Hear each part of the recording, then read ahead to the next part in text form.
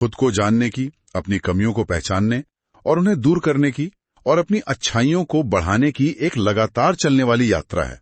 आत्म सुधार यानी खुद को बेहतर बनाना ही ईश्वर की सच्ची पूजा है और इसका फल जरूर मिलता है, आत्मसंतोष के रूप में, समाज में सम्मान के रूप में फैलाना। क्योंकि उनका मानना था कि व्यक्ति और समाज के पतन का मूल कारण गलत सोच ही है। इसलिए विचारों में क्रांति लाना यही सबसे बड़ी सेवा है और इसके लिए सस्ता, आसानी से मिलने वाला, विचारों को बदलने वाला साहित्य फैलाना एक बहुत महत्वपूर्ण तरीका है। आज हम एक बहुत ही विशेष पुस्तक पर बात करने वाले हैं, जीवन देवता की साधना आराधना। जी, ये पूज्य गुरुदेव युग ऋषि वेदमूर्ति तपोनिष्ठ पंडित श्री राम शर्मा आचार्य जी ने लिखी है। ये 1988 से 90 के दौरान जो उनकी क्रांति धर्मी साहित्य पुस्तक माला आई थी, उसी का एक महत्वपूर्ण हिस्सा है। हाँ, और ये वो पुस्तक माला है जिसे पूज्य गुरुदेव ने, जैसा आपने कहा, अपना ज्ञान शरीर माना था। मतलब उनका कहना था कि ये ज्ञान हमेशा जीवित रहेगा और इसे लोगों तक, जन जन तक पहुंचाना बहुत जरूरी है। बिल्कुल। तो आज कोशिश करते हैं इसी ज्ञान शरीर के एक अंग, इस पुस्तक के जो मूल विचार हैं, उनको थोड़ा समझने की। और इसका जो केंद्रीय विचार है वो ही अपने आप में मुझे तो काफी क्रांतिकारी लगा कि जीवन को ही देवता मान लो। सही कहा आपने।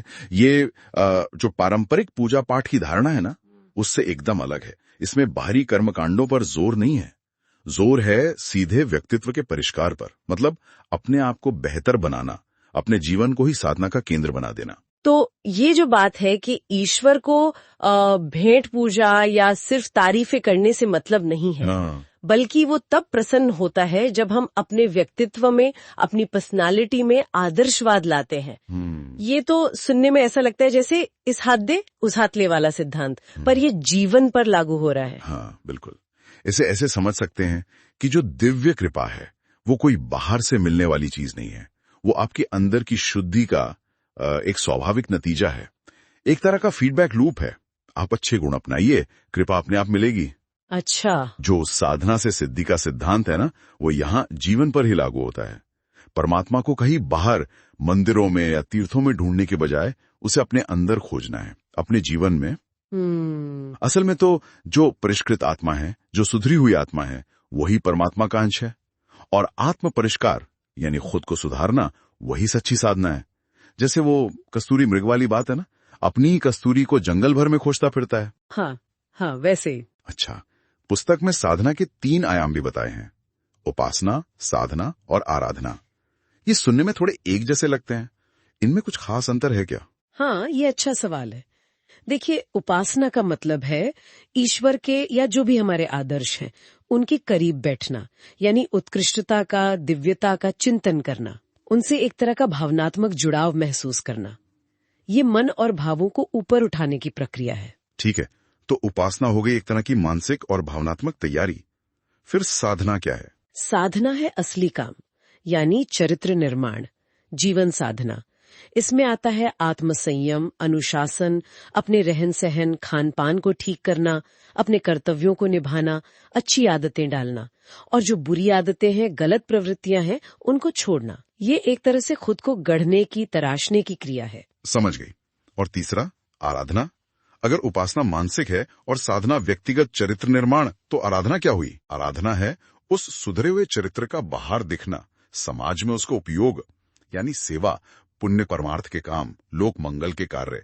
और ये सिर्फ इंसानों की सेवा नहीं, बल्कि पूरी सृष्टि की सेवा, जिसे पूज्य गुरुदेव ने विराट ब्रह्म का साकार रूप माना है।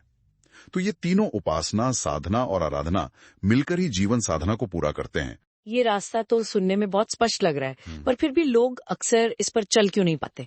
मतलब मुख्य रुकावटें क्या आती हैं? पूज्य गुरुदेव ने 3 मुख्य बाधाओं की बात की है, जिन्हें भव बंधन भी कहा है।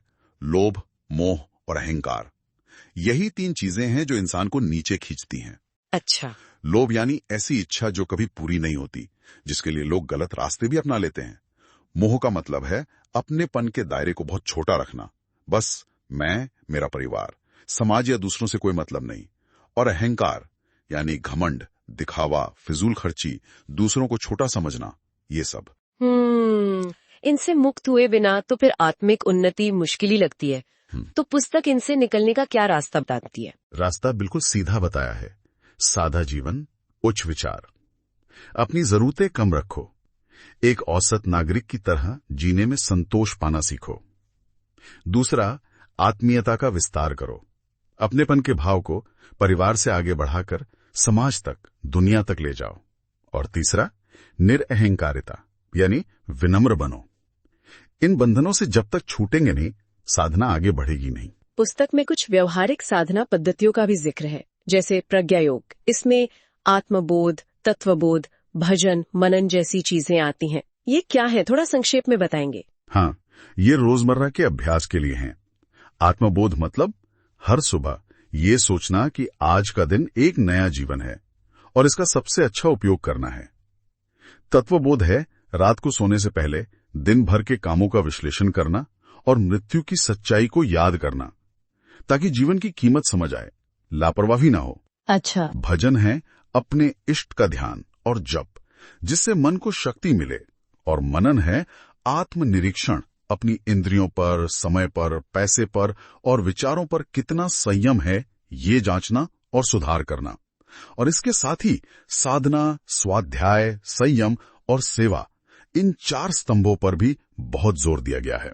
तो ये सब एक तरह से आत्म परिष्कार के प्रैक्टिकल टूल्स हो गए। बिल्कुल, लेकिन एक बात और, आज के समय के हिसाब से पूज्य गुरुदेव ज्ञान यज्ञ को सबसे ऊंची आराधना मानते थे। ज्ञान यज्ञ, इसका क्या मतलब है? इसका मतलब है अच्छे विचारों का, सही ज्ञान का, अच्छी प्रवृत्तियों का समाज में फैलाना, क्योंकि उनका मानना था कि व्यक्ति और समाज के पतन का मूल कारण गलत सोच ही है। इसलिए विचारों में क्रांति लाना यही सबसे बड़ी सेवा है।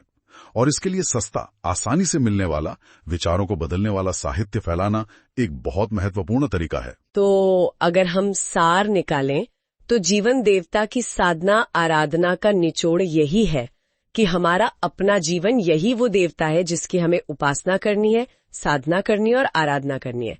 कैसे? अपने विचारों को, अपने चरित्र को और अपने व्यवहार को लगातार बेहतर बनाकर। एकदम सही कहा आपने। ये खुद को जानने की, अपनी कमियों को पहचानने और उन्हें दूर करने की और अपनी अच्छाइयों को बढ़ाने की एक लगातार चलने वाली यात्रा है। आत्म सुधार यानी खुद को बेहतर बनाना ही ईश्वर की सच्ची पूजा है। और इसका फल जरूर मिलता है, आत्मसंतोष के रूप में, समाज में सम्मान के रूप में और ईश्वरीय कृपा के रूप में। इस पूरी बातचीत के बाद अब ये सोचने वाली बात रह जाती है कि ये जो इतनी बड़ी जीवन साधना है, इसका कौन सा एक छोटा सा हिस्सा, कौन सा एक छोटा सा संकल्प हम आज से ही, अभी से ही अपने रोजमर्रा के जीवन में उतारने की शुरुआत कर सकते हैं। तो आज की ये चर्चा यहीं समाप्त करते हैं। श्रोताओं, आपको हमारा आज का एपिसोड कैसा लगा, हमें कमेंट करके अवश्य बताएं। साथ ही वीडियो को अधिकाधिक शेयर करें, लाइक करें और हमारे चैनल को सब्सक्राइब करें।